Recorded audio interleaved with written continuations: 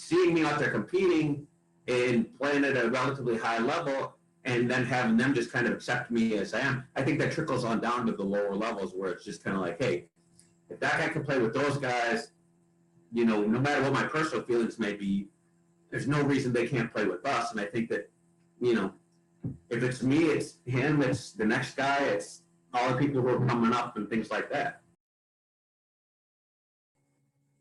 Well, Cliver. I'm a hockey player. I play sometimes with the Los Angeles Blades, which is the gay team here, but I mostly play with, you know, just regular teams in that greater LA area.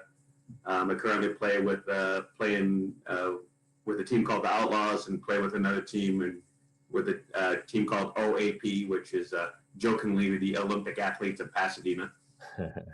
And I've been playing since I was 5 years old and grew up playing hockey. But I grew up in Wisconsin, and so we grew up playing hockey just out on the lakes. Everybody did it, and I really actually didn't play organized hockey till I was well into adulthood. Okay. But I've enjoyed it all my life, and actually, yeah, I'm in my 50s now and still playing reasonably high level hockey and enjoying it very much. And you have hockey hair, so that's perfect. Yes. Yes. And I'm Bob. I am not a hockey player. I am a hockey husband. I'm actually a tennis player, so. Oh, cool. But you're a hockey husband. Do you Yeah. follow the sport at all? Yeah, actually, I followed it before I met him as a hockey fan. And I served on the board for the LA Blades for a number of years. And Very cool.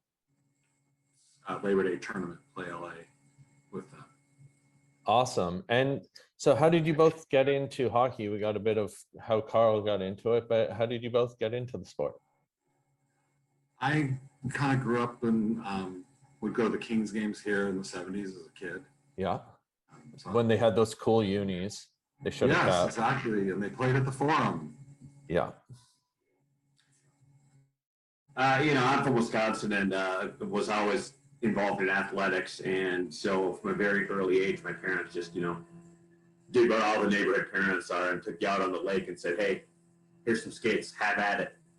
And I love it. so we, you know, I learned to skate out there. And then, you know, I'm in Madison, where I'm from, then they set up rinks in all the parks and everything like that. So you can just go down there during the winter on any given day and find a pickup game and just start playing there and then.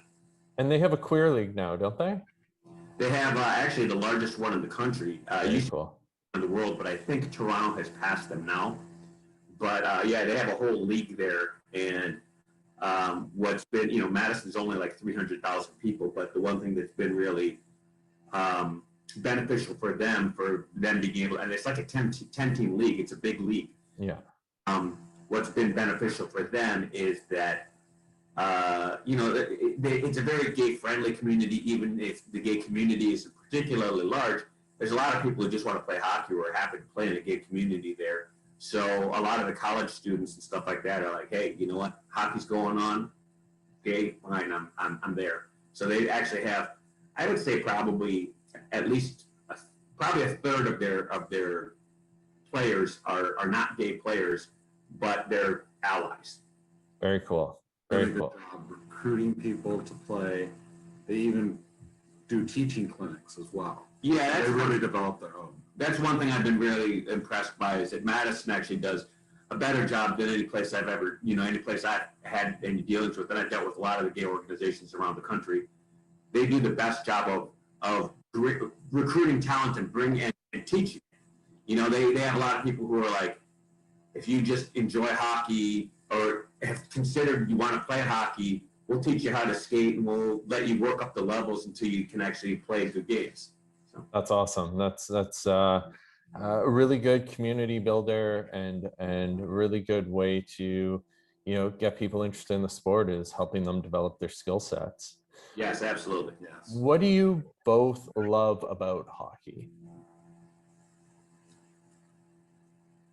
I would say for me, it's the speed and the energy of it. I'm somebody that was a hyperactive kid, and so my parents enrolled me into athletics, you know, right off the bat. And so I've always had more of a love of things that had a lot of motion, a lot of action, things like hockey and basketball than things like baseball or golf, where there's a lot of standing around. Mm-hmm. I like to break up sweat. I like to be involved in the chase and keep the legs moving and feel like when I'm done that my endorphin levels are high and that I've just kind of out of breath and that I've accomplished something, Yeah. I like the physical activity and the physicality of the sport. I much rather would go to a game in person than to watch it on TV. I do watch it on TV, but Yeah, it's more entertaining in person for sure. It can be so a much little more fun. it can be a little dull on TV sometimes, especially when teams trap. How could hockey be better for you as a queer person or just in general? I think I would love to see a gay player come out, or they're starting to be more inclusive. I know the Kings have got Pride Night, and they're getting better about it. So the stigma is starting to go away in hockey, but it's still there a little bit. And the one thing, we do ask about our favorite players in the forums, and my favorite player is probably Jared Anderson-Dolan, not because he's the best player or anything like that, but since we don't have a gay player, he's the next best thing. He was raised by two moms. And, it's exciting to me to see His story be out there. Yeah, his story be out there and have some level of gay inclusion and stuff like that. And I'll tell you this, the other thing for myself, and this is a product of perhaps of the times and everything, but when I first, I grew up playing hockey, but when I left Wisconsin, I was 24 and I stopped playing hockey for a long time. And eventually I found myself out in LA and 39 years old. And some people from the Blades talked me back onto the ice, and I hadn't played in 15 years. And so I started playing again, and I really enjoyed it. But it was also really exciting to me to be part of a gay team and everything like that. It was a new and novel concept, and it was, I felt like very, it was freeing in the locker room to be able to tell queer jokes and stuff like that. But eventually, for me, that became a non-issue because the teams that I play on, everybody knows that I'm gay. Bob comes to some of the games. I introduce him as my husband, and it just is, it's not a big deal. And I think that I would like to see, just societally, but certainly in hockey as well, just see that become more of the norm. I know that I'm more comfortable in my own skin, and I'm also in LA, which is not the same as being in Biloxi, Mississippi, or something like that. But I think there was a time when I would have never considered that I could be openly gay on a non-gay hockey team. We're going to resist calling them straight hockey teams because if I'm on the team, they're not a straight hockey team, and I'm playing with one of the teams that I'm playing with. The goalie is gay as well. Cool. So it's exciting for me to be part of that, where it's just open and casual, and they get to talk about their wives and their dates with women, and I get to talk about what's going on with my husband and our kids and whatever. And so that's been I just like to see that continue to grow more. And it's we've over the years through playing these leagues and playing in tournaments around the country, we've made a lot of friends through this. I go to one of the Blades games. I'm very comfortable walking into the locker room after the game, and they're all like, "Oh, hey!" and they're giving me hugs while they're changing clothes. Nobody cares. Nobody flinches. Not the straight guys, not the gay guys. They're just happy to see me. That's a really nice feeling, and I think the community aspect is something that's been pretty common through all the conversations I've had so far, and I think that's so wonderful. And that's been actually kind of one of the big questions. That we're in a pretty good situation right now, but when we had our kids playing and we had I was paying for 4 hockey seasons all at once because I was playing on a couple of teams playing for the kids. It gets pricey, and so we were debating whether or not I was going to play on both of the teams that I play on, and one of them is a really good team, and it's exciting to play high level hockey, and the other team is just like not a very good team, but they're friends. And so it becomes, if you're going to lose a team, do you want to play better hockey, or do you want to play with the people you enjoy hanging out with? And ultimately, like I say, it ended up being that I was able to continue to do both, but there was a real discussion about, which is more important, the social element of this or the skill element of this. And the guys band together and sponsored him for a season. Yeah. Oh, wow, very nice. The reason it didn't happen was that one of the teams, the team that was more of a friends thing than high quality hockey, then they actually sponsored me for a season. Oh, very nice. To cover me, and that was really cool. It seems like, talking to many people, that there seems to be, a little bit of a disconnect in the community creation based off skill level, in the sense that, if the weaker player in the league may be closest in terms of they'll get along the best with the best player, but it seems like the top players kind of play together and against each other, and then it creates, like, you don't get to know all the queer people, and we need to find some way to make that happen. That is true to some extent, and it's not that they are exclusive, it's just that they're playing at a different level, so they're playing at a time. And that's one of the things that we do, like with our LA tournament. We have all levels, and we're now starting to mix the teams up as opposed to having them at different levels. That's cool. Something like we'll do a big pool party for everybody at the end of the weekend. Yeah, and we usually end up hosting the pool party, and the LA tournament here, it started off as a gay tournament, but really has just become sort of an everybody who wants to play tournament. And I would say that, what did we have less than 18 teams? Yeah. We had 18 teams last year, or before COVID, the year before COVID, and probably 3 or 4 of them were considered themselves as gay teams.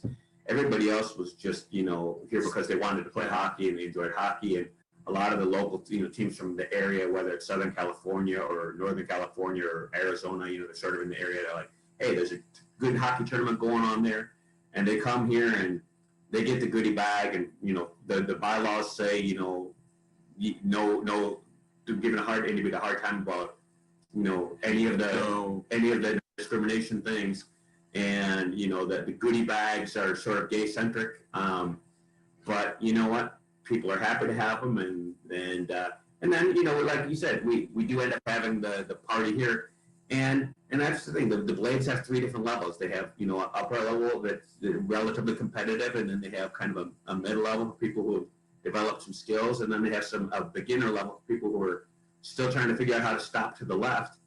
And it does end up being that that the higher level players don't necessarily mix as much with it, because we don't see them at games. Mm-hmm. We try to do that at social things, and we do have the occasional scrimmage. Last week we had a scrimmage, and the higher level players, they really go at it against the higher level players. But if they see somebody who's struggling to control the puck, then we'll back off a little bit and let them stick hand up for a little bit and come towards the goal. So I love that.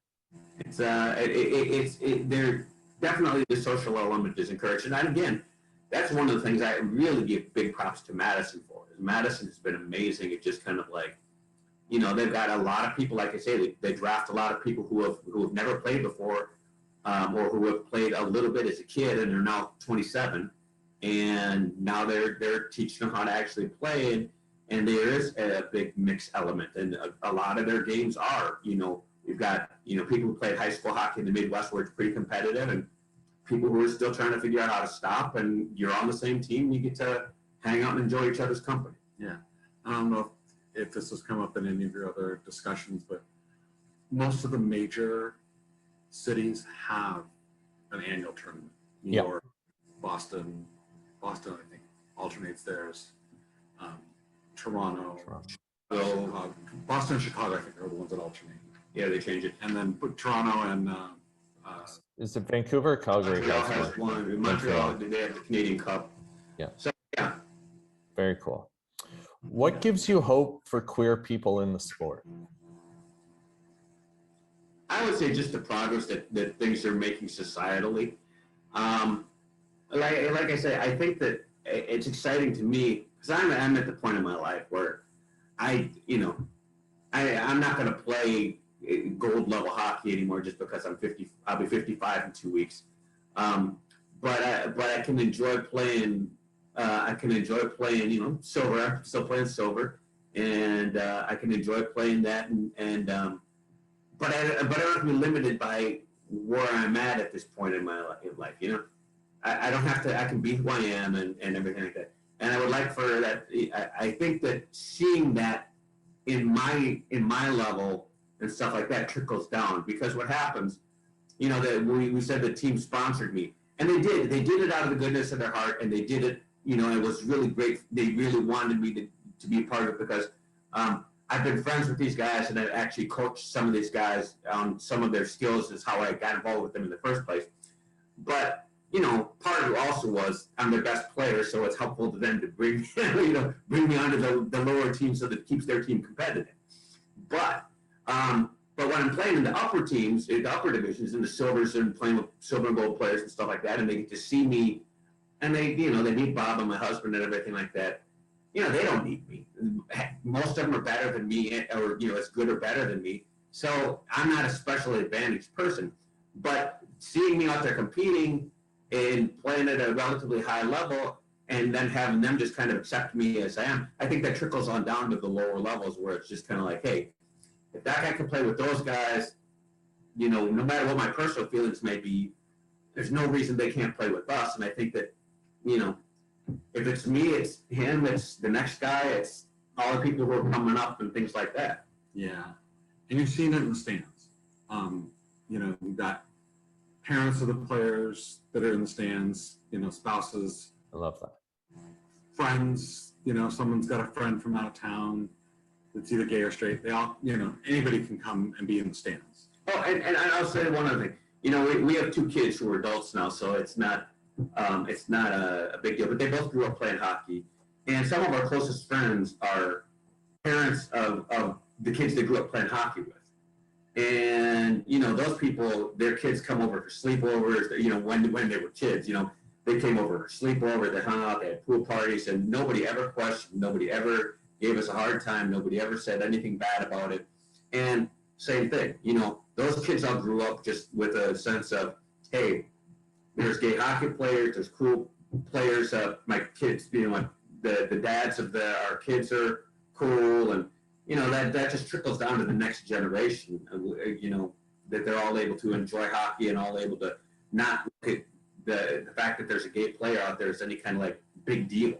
Yeah, I think what you're doing, just being yourselves and being in the sport, I mean, visibility matters, and that humanizing effect of being there and people engaging with you and hopefully enables them to, I think in a lot of the men's or boys team sport culture, especially hockey culture, there's a ton of homophobic language, and that'll hopefully help humanize it so that it stops. And we don't tolerate it. The Blades as a whole. I've gone up to somebody at a tournament and said, I'm going to throw you out of this tournament if you don't change your language and what you're doing. That's awesome. And I will say this actually truthfully. Both of our kids are adopted African American kids, and I'm actually, you wouldn't know it to look at me, but I'm actually half black. My mother is black. Anyhow, we've actually had more issues, racial issues with our kids in hockey than we've had with us being gay in hockey. Wow. I'm sorry that you've had to endure that. That's it hasn't been. I don't want to sound like it's been a terrible ongoing thing, but no, but it shouldn't happen. Comment on how few issues we've had with us being gay, as opposed to how many issues we've had with them being black. So that's actually good to know, and it's good to amplify. So thank you for sharing that. And we do, put a positive. We speak for other organizations as well. We're both fairly well spoken, articulate. And we have an interesting story. So we, speak for a couple of the adoption groups. We've done other hockey-related interviews. So we just keep putting out the positive message. That's all we can do personally, and be nice to people. Yeah. So, hopefully we're trying to role model it. Yeah, exactly. Well, you definitely are. I have no doubt with